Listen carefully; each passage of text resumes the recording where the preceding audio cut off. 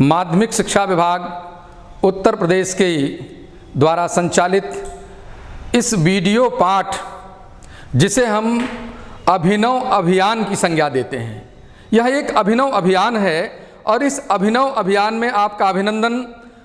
पिछली कक्षा में हम लोगों ने महात्मा रहीम के द्वारा रचित दोहों को पढ़ा था। इस पाठ के जो अवशेष दोहे रह गए थे उसे हम लोग भाग 2 में पढ़ेंगे। तो आइए भाग 2 के दोहों को हम देखते हैं। आपकी आवृत्ति के लिए बता दूं कि इस प्रकरण के पूर्व भाग में आपने दोहा संख्या 1 से 5 तक पढ़ लिया था और उसे समझ भी लिया था। इस प्रकरण में हम लोग शेष दोहों के संबंध में जानेंगे। क्या सीखेंगे इन अवशेष दोहों में? जो हमें सीखना है उसे आप जान लें। दोहों के संदर्भ, प्रसंग, व्याख्या व काव्यगत सौंदर्य के बारे में तथा प्रासंगिक प्रश्नों एवं उनके उत्तर के बारे में, साथ ही दोहों में निहित आदर्श एवं नीति के सिद्धांतों के बारे में हम जान सकेंगे। ये आज के इस अवशेष पाठ का हमारा प्रकरण है। तो आगे बढ़ते हैं और देखते हैं रहीम दास जी के द्वारा विरचित ये छठा दोहा।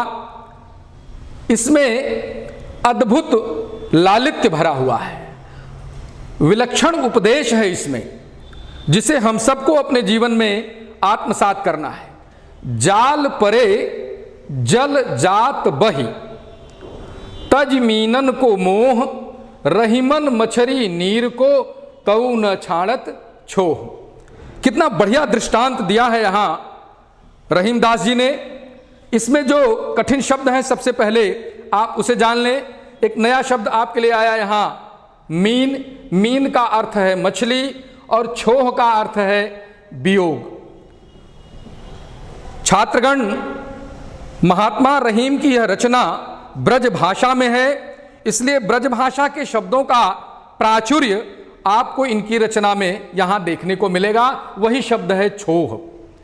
संदर्भ पिछले प्रकरण में, इसी के प्रथम भाग में आपको मैंने बताया था, एक बार पुनः जान लें।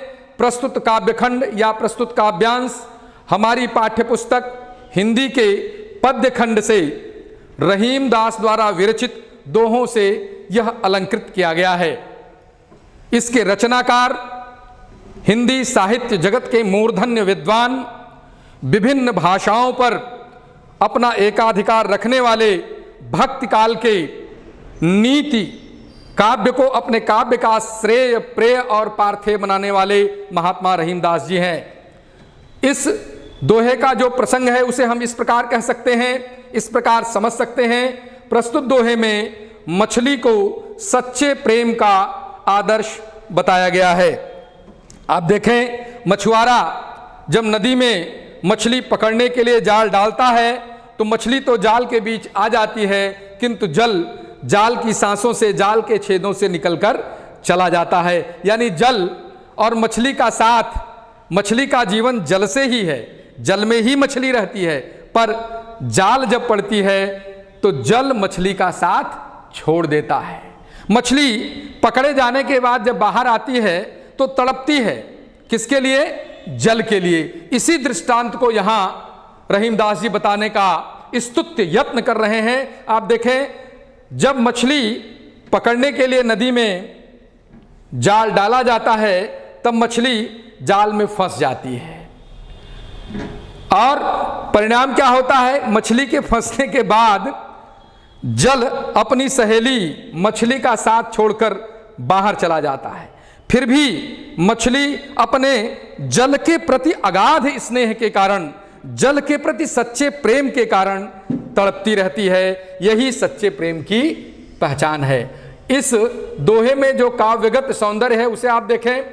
सच्चे प्रेम का आदर्श, सच्चे प्रेम के आदर्श स्वरूप का प्रस्तुतिकरण आपको यहां दृष्टिगोचर हो रहा है। इस दोहे की भाषा ब्रज है, शैली मुक्तक है और जो रस इसमें भरा हुआ है वो शांत है। आप जाने, रस के संबंध में आचार्यों का जो अभिमत है, रसस्यते असौ इति रसाः, यानी रस काव्य की आत्मा है। जैसे हमारे शरीर की आत्मा है, आप समझ सकते हैं कि आत्मा कितनी महत्वपूर्ण है, उसी प्रकार काव्य की आत्मा रस है। तो इस दोहे में शांत रस का प्रयोग किया गया है। छंद दोहा है और अलंकार अन्योक्ति है। आइए चलते हैं अगले दोहे की ओर। दीन सबन को लखत है, दीन ही लखै न कोय, जो रहीम दीन ही लखै, दीन बंधु सम होय। समाज की वास्तविकता का निरूपण। तो आइए सबसे पहले कठिन शब्दों को जान लेते हैं। दीन यानी निर्धन, दीन बंधु यहाँ परमात्मा का प्रतीक है। जो असहायों की, निर्बलों की, अकिंचनों की निस्वार्थ भाव से सहायता करता है, उसे हम क्या कहते हैं? परमात्मा। छात्रगण, यहाँ यह युक्त है बताना। हमारे यहाँ 18 पुराणों की रचना हुई, जिसमें केवल और केवल यही बातें कही गई।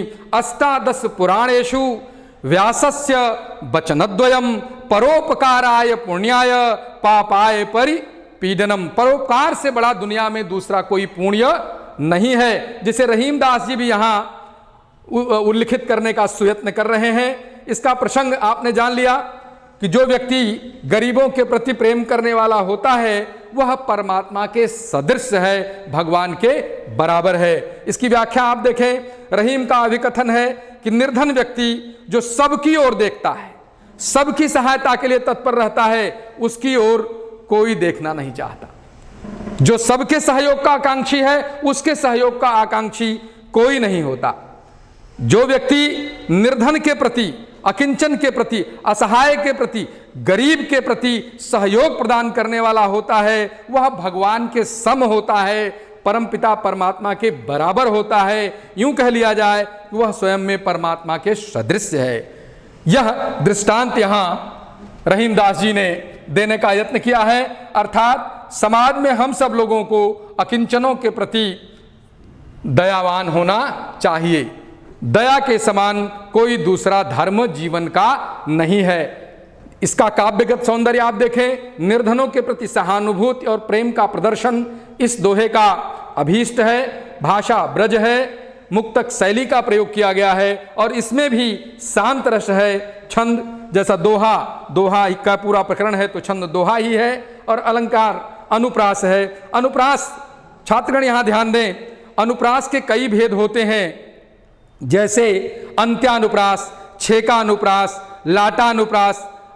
आपने पढ़ा होगा अलंकार पढ़ते समय, अनुप्रास में जब वर्ण की आवृत्ति हो, तो ये केवल प्रारंभ में ही नहीं, इसे आप जानने के लिए अंत भी देखें। तो अनुप्रास के जो विविध रूप हैं उनके अनुसार यहाँ अलंकार अनुप्रास प्रयुक्त हुआ है और इस दोहे का गुण प्रासाद है। ये इस दोहे की विशेषता है। अगले दोहे की ओर हम लोग चलते हैं।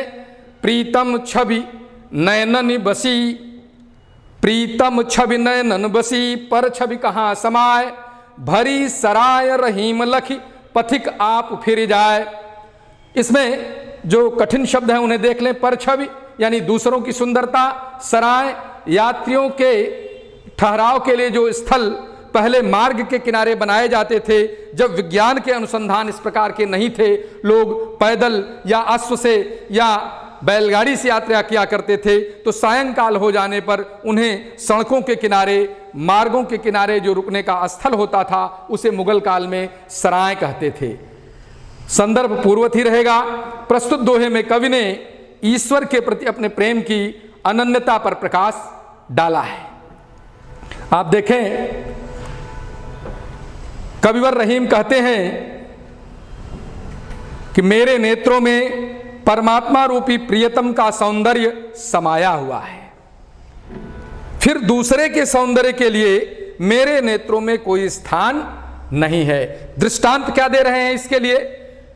दृष्टांत ये दे रहे हैं कि जैसे पथिक चलते चलते सायंकाल हो जाने पर सराय में जाता है, आश्रय स्थल में जाता है और देखता है कि वहाँ पहले से यात्री भरे हुए हैं, तो रुकता नहीं, आगे की सराय के लिए वो बढ़ जाता है कि मुझे खाली स्थान मिले, ऐसी सराय मिले, ऐसा आश्रय स्थल मिले जहाँ जगह रिक्त हो। इसी प्रकार यदि नेत्र में आत्मा में आपके प्रियतम परमात्मा का स्वरूप विराजमान है तो दूसरे को आने का स्थान नहीं है। जैसे सूरदास की एक रचना पर आप जाएं, गोपियां कह रही हैं उद्धव से, जो ज्ञान के सागर थे, कि उद्धव मन न भये 10-20, एक हुतो सो गयो श्याम संग को अवराधईस। यानी एक मन था जो श्री कृष्ण के साथ चला गया। इसी प्रकार रहीमदास जी कहते हैं कि हमारी आत्मा एक है और उसमें परमात्मा रूपी जो प्रियतम हमारा विराजमान है, इसलिए दूसरे को आने का वहां कोई स्थान नहीं है। यह इस दोहे का अभीष्ट है। आइए इसके काव्यगत सौंदर्य को देखते हैं। इस दोहे में स्पष्ट है, रहीम जी का स्पष्ट अभिमत भी है कि प्रेम एक निष्ठ होना चाहिए, क्योंकि प्रेम ही संसार में सार है, प्रेम ही परमात्मा का रूप है। प्रेम जो ये 2.5 अक्षर हैं, ये परमात्मा का वास्तविक स्वरूप है। प्रेम के कई प्रकार होते हैं छात्रगण। राष्ट्र के प्रति प्रेम, माता के प्रति प्रेम, जन्मभूमि के प्रति प्रेम, पुत्र के प्रति प्रेम, पिता के प्रति प्रेम। प्रेम के विभिन्न रूप आपको देखने को मिलेंगे, पर प्रेम निश्चल है।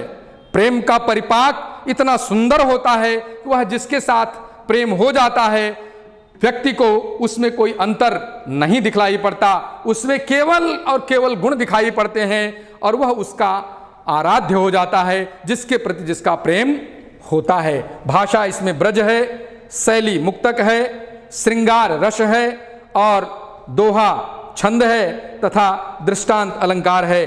भाव साम्य में यदि हम देखें, कबीरदास जी को यहाँ ले आए तो हम ये कह सकते हैं, जब लग नाता जगत का तब लगी भक्ति न होए। जब तक माया और मोह में आप रमे रहेंगे तब तक भक्ति का आराधन आप नहीं कर सकते। भक्ति के लिए आवश्यक है कि उस परम पिता परमात्मा के प्रति आप आसक्त हो जाएं, आपकी आसक्ति, आपका प्रेम परमात्मा में निहित हो जाए। आइए आगे चलते हैं अगले दोहे की ओर। अगला दोहा भी बहुत ही महत्वपूर्ण है और आपके जीवन में इससे जो उपदेश मिलता है उसे आप सीखें और अपने जीवन में उसे उतारें भी।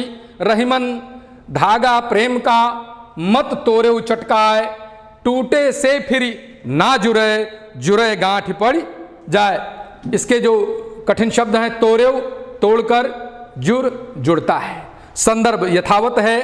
इस दोहे में प्रेम के संबंधों को कभी भी समाप्त नहीं करना चाहिए और न ही उनमें कटुता उत्पन्न होने देनी चाहिए।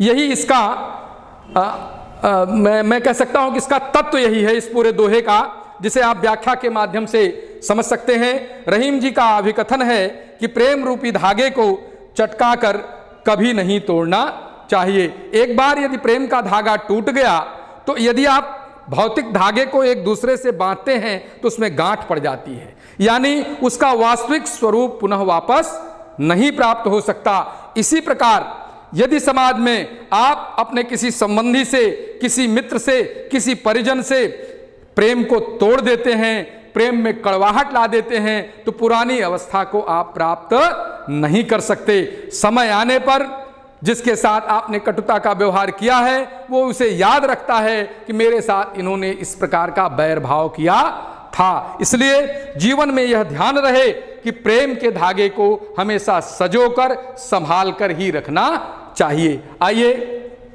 इस दोहे के काव्य सौंदर्य को हम देखते हैं।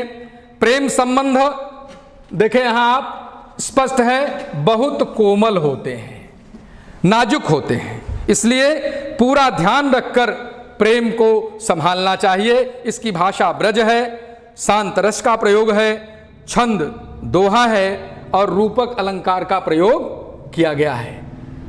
आप देखें इसके बाद अगला जो हमारा दोहा है, कदली सीप भुजंग मुख, स्वाति एक गुण तीन, जैसी संगति बैठिए तैसोई फल दीन। स्वाति एक नक्षत्र है।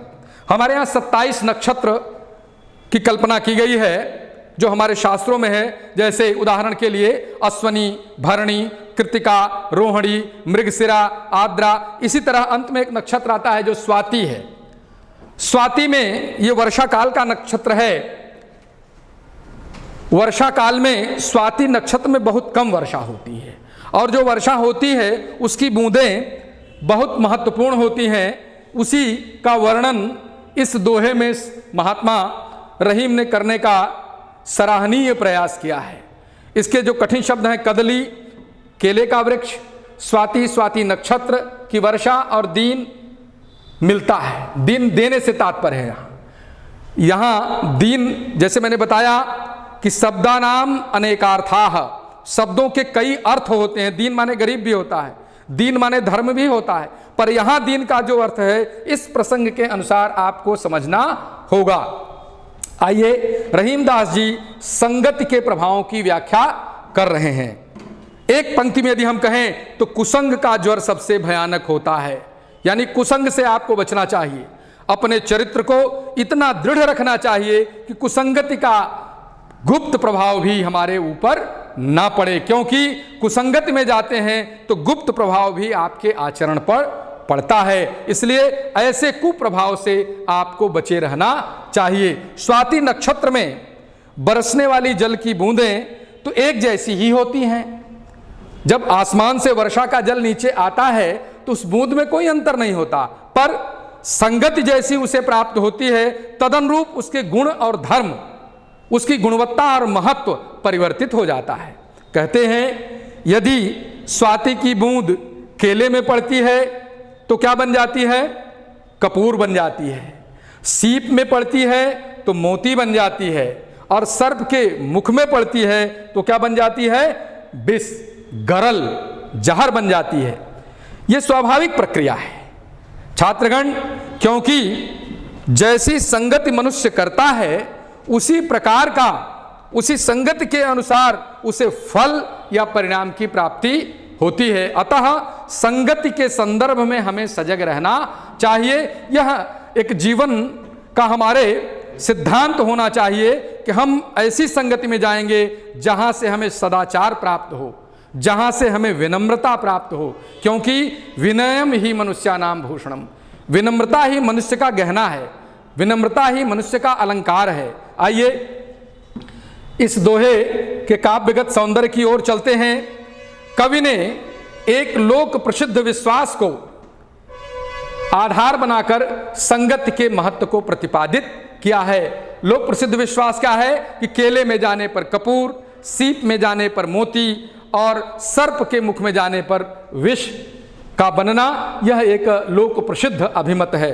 सरल भाषा के माध्यम से कवि ने एक गंभीर अर्थ की अभिव्यक्ति यहाँ कराई है, जिसे हम इस दोहे के माध्यम से आसानी से समझ सकते हैं। शैली चमत्कार परक और उपदेशात्मक है। यहाँ अनुप्रास तथा दृष्टांत अलंकारों का सुंदर उपयोग हुआ है। यह इस दोहे की अप्रतिम विशेषता है। आइए अगले दोहे की ओर चलते हैं। तरुवर फल नहीं भखत हैं, तरुवर फल नहीं खात हैं, सरवर पियहि न पान, कहि रहीम पर काज हित, संपत्ति सचहि सुजान। इसका भी कठिन शब्द जान लें। सरवर यानी तालाब, पर का अभिप्राय है दूसरे से, सुजान यानी सज्जन।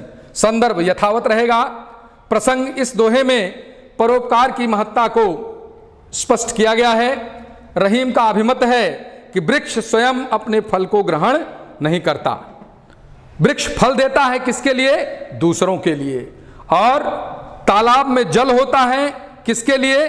दूसरों को पीने के लिए, दूसरों के कार्यों के लिए। स्वयं तालाब उसको ग्रहण नहीं करता, उसका उपयोग नहीं करता। इसी प्रकार जो सज्जन लोग हैं वे संपत्ति का संचय अपने लिए नहीं करते। जैसे तालाब अपने जल रूपी संपत्ति दूसरों के लिए देता है, वृक्ष अपने फल रूपी संपत्ति को दूसरों को देता है, उसी प्रकार सज्जन पुरुष जो होते हैं वे अपनी संपत्ति दूसरों के हित के लिए प्रयोग करते हैं। अब यह देखना होगा कि समाज में हम सज्जन हैं तो हमारा क्या कर्तव्य है। अपने कर्तव्य को हमें जानना चाहिए। इसका काव्यगत जो सौंदर्य है वो वृक्ष और तालाब के दृष्टांत द्वारा मानव को परोपकार की प्रेरणा प्रदान की गई है। यानी समाज में, सुघड़ समाज में सुंदर जीवन के लिए परोपकार रूपी आधार को हमें अपने आचरण का अंग बनाना होगा। छात्रगण, किसी भी व्यक्ति की महत्ता, किसी भी व्यक्ति का मूल्य उसके जीवन मूल्यों के आधार पर मापा जाता है। तन से कोई भी प्राणी सुर असुर न माना जाता है, आचरणों से ही देवता और मनुष्य पहचाना जाता है। यानी आचरण की महत्ता है। यदि इसे हम संस्कृत में कहें तो सताम सज्जनानाम आचारः सदाचारः, सज्जनों का आचरण ही सदाचार है। और सदाचार हमारे जीवन का सिद्धांत होना चाहिए कि हमारी कर्मेंद्रियां, हमारी ज्ञानेंद्रियां तदनुरूप आचरण करेंगी। आइए, भाषा ब्रज है, शैली मुक्तक है, शांत रस का प्रयोग है और अलंकार अनुप्रास यहाँ दृष्टिगोचर है। हमारा जो अगला दोहा है, रहीमन देख बड़ेन को लघु न दीजिए डार, जहां काम आवे सुई कहां करे तरवार। रहीमदास जी कहते हैं कि बड़ों को देखकर छोटों की उपेक्षा नहीं कर देनी चाहिए। ये इस दोहे में इसका मूल भाव है। तो आइए पहले इसके कठिन शब्दों को देख लेते हैं। लघु यानी छोटा, तरवार यानी तलवार। संदर्भ पूर्वत रहेगा। प्रस्तुत दोहे में कवि ने स्पष्ट किया है कि समयानुसार प्रत्येक वस्तु का महत्व होता है। समय के साथ सुई का महत्व, समय के साथ तलवार का महत्व। छात्रगण, युद्ध स्थल में तलवार की आवश्यकता है, पर सभा में आपके मन और मस्तिष्क में ज्ञान जो संचित है उसकी आवश्यकता है। कपड़ा फट गया हो तो उसके सिलने के लिए सुई की आवश्यकता है। महात्मा रहीम यहां यही स्पष्ट करने का प्रयास कर रहे हैं कि सामाजिक जीवन में सभी का महत्व है। किसी के बड़े छोटे होने से किसी की मर्यादा और किसी के महत्व में कोई अंतर नहीं आता है। आइए देखते हैं इसकी व्याख्या। कवि का अभिकथन है कि बड़े लोगों को देखकर छोटे लोगों का निरादर नहीं करना चाहिए, क्योंकि सुई का काम तलवार द्वारा नहीं किया जा सकता और तलवार का काम सुई द्वारा नहीं किया जा सकता। इसलिए छोटी चीजों या छोटे लोग भी समय आने पर बड़े काम के होते हैं। अतः हमें समन्वय और समरसता तथा समता के साथ अपने जीवन को आचरित करना चाहिए। इसका काव्यगत जो सौंदर्य है, छोटी से छोटी वस्तु भी महत्वपूर्ण होती है। इसे आप अपना सूत्र वाक्य बना लें। जीवन में यह ध्यान रखें कि कोई भी वस्तु का महत्व आपके लिए समय के साथ आ सकता है, इसलिए आप उसकी उपेक्षा न करें। भाषा ब्रज है, शैली मुक्तक है, छंद दोहा है, अलंकार अनुप्रास और दृष्टांत है। आइए अगले दोहे की ओर चलते हैं। यो रहीम सुख होत हैं बढ़त देख निज गोत, ज्यों बड़री अखियां निरखी आखिन को सुख होत। रहीमदास जी का जो ये दोहा है ये बड़ा महत्वपूर्ण है, हम सबके लिए उपयोगी है। आइए इसके कठिन शब्दों को देखते हैं। गोत गोत्र, बड़री अर्थात बड़ी, निरख यानी देखकर। संदर्भ पूर्वत रहेगा। प्रसंग के संदर्भ में आप जान लें। प्रस्तुत दोहे में कवि द्वारा अपने गोत्र की वृद्धि को प्रसन्नता का कारक बताया गया है। छात्रगण यहां इसकी व्याख्या देखें। कवि का अभिमत है कि जिस प्रकार अपने बड़े नेत्रों को देखकर व्यक्ति की आंखों को सुख मिलता है, यानी अपने समृद्धि को देखकर व्यक्ति सुखी होता है। कैसे? एक उदाहरण दे रहे हैं। जैसे व्यक्ति अपने परिवार को बढ़ता हुआ देखकर प्रसन्न होता है, वंश वृद्धि को देखकर आत्मानंद की अनुभूति करता है, उसी प्रकार से इस दोहे में उन्होंने कहा कि जैसे व्यक्ति अपनी आंखों को देखकर, बड़ी आंखों को देखकर आह्लाद का अनुभव करता है, कैसे? जैसे अपने गोत्र यानी गोत्र को, अपने वंश को बढ़ता हुआ देखकर उसे आनंद की अनुभूति होती है। इसका काव्यगत सौंदर्य मानव स्वभाव का मनोवैज्ञानिक चित्रण है। प्रत्येक मनुष्य में इस प्रकार के गुण पाए जाते हैं। भाषा ब्रज है, शैली मुक्तक है, छंद दोहा है और अलंकार दृष्टांत है। ये अब आइए हम लोग अगले दोहे को देख लेते हैं। रहीमन ओछे नरनते तजहु बैर अरु प्रीति, काटे चाटे स्वान के दुहु भांति विपरीत। देखिए कितना सुंदर सिद्धांत इसमें बताया गया है इस दोहे में पहले कठिन शब्द ओछे यानी संकीर्ण सोच के लोग, बैर यानी शत्रुता, इसका संदर्भ पिछले ही दोहों के समान।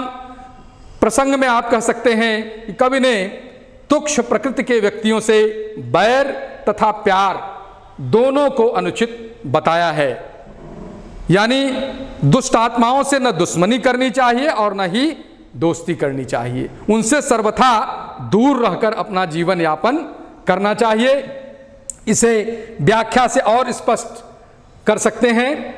कवि का कथन है कि संकीर्ण स्वभाव वाले व्यक्तियों से शत्रुता और प्रेम दोनों ही उचित नहीं है, अर्थात अनुचित है। जैसे कुत्ते का काटना व उसका चाटना दोनों ही बातें बुरी हैं। यदि कुत्ता काट लेता है तो शरीर में घाव बन जाता है, जहर फैल जाता है और यहां तक कि हम मृत्यु को प्राप्त हो जाते हैं। इसलिए कुत्ते का काटना हमारे लिए अमंगलकारी है, उचित नहीं है। और उसका चाटना, चूंकि कुत्ते का भोजन अपवित्र होता है, वो खाद्य नहीं वरन अखाद्य को खाद्य के रूप में प्रयोग करता है, अतः उसका चाटना भी हमारे लिए उचित नहीं है, क्योंकि हमारे शरीर की पवित्रता उससे बाधित होती है, शरीर अपवित्र हो जाता है। इस प्रकार ओछे व्यक्तियों की मित्रता भी जैसे कुत्ते के काटने और चाटने दोनों ही स्थितियों में अनुकूलता नहीं है, उसी प्रकार संकीर्ण सोच वाले, संकीर्ण मनोवृत्ति वाले लोगों से दुश्मनी और दोस्ती यानी मित्रता और शत्रुता दोनों ही घातक होती है, अकल्याणकारी होती है। इसे आप गांठ बांध लें और अपने जीवन में इसे आप अपने आप पर, अपने व्यवहार में लेंगे, अपने जीवन मूल्यों में इसे शामिल करेंगे कि दुष्ट आत्माओं से आप दूर रहेंगे तो ही आपका मंगल होगा। आइए, इस प्रकार से आप देखते हैं इसका जो काव्यगत सौंदर्य है, ओछे व्यक्ति हितकर नहीं होते। भाषा ब्रज है, शैली उपदेशात्मक है, गुण प्रासाद है, रस शांत है और अलंकार अनुप्रास तथा दृष्टांत है। इस प्रकार से रहीमदास जी के ये दोहे जो इस प्रकरण में समाहित हैं समाप्त होते हैं। आइए इससे प्रश्न अभ्यास ले लेते हैं। उपर्युक्त दोहों की संदर्भ एवं प्रसंग सहित व्याख्या अपनी उत्तर पुस्तिका में आप घर पर जाकर लिखेंगे। बार बार लिखने से आपका अभ्यास होगा और आप जानते हैं कि अनाभ्यासे विषम शास्त्रम, शास्त्र सुचिंतित पुनि पुनि देखी। विद्या को, अपने इस शिक्षा को आप बार बार जब दोहराते रहेंगे अपने पाठ्य प्रकरण को, तो वह आपके लिए लाभदायी होगा। इसका दूसरा जो प्रश्न अभ्यास आप करेंगे, कठिन शब्दों की सूची बनाएंगे और उनके सरल अर्थ लिखकर आप अभ्यास करेंगे। मैं समझता हूं कि रहीमदास जी के द्वारा आपके पाठ्यक्रम में जो 14 दोहे हैं, वे प्रथम भाग में 5 और दूसरे भाग में शेष अवशेष दोहों को आपने पढ़ लिया है और इनके अर्थ को, इनके संदर्भ को, इनके प्रसंग को, कवि के व्यक्तित्व को, कवि के जीवन परिचय को, काव्य को और दोहों को, इसकी संप्राप्ति आपको हो गई होगी। यह न केवल आशा वरन मेरा विश्वास है और आपसे अपेक्षा है कि आप अभ्यास बनाए रखेंगे। मैं आज की कक्षा यहीं समाप्त करता हूं।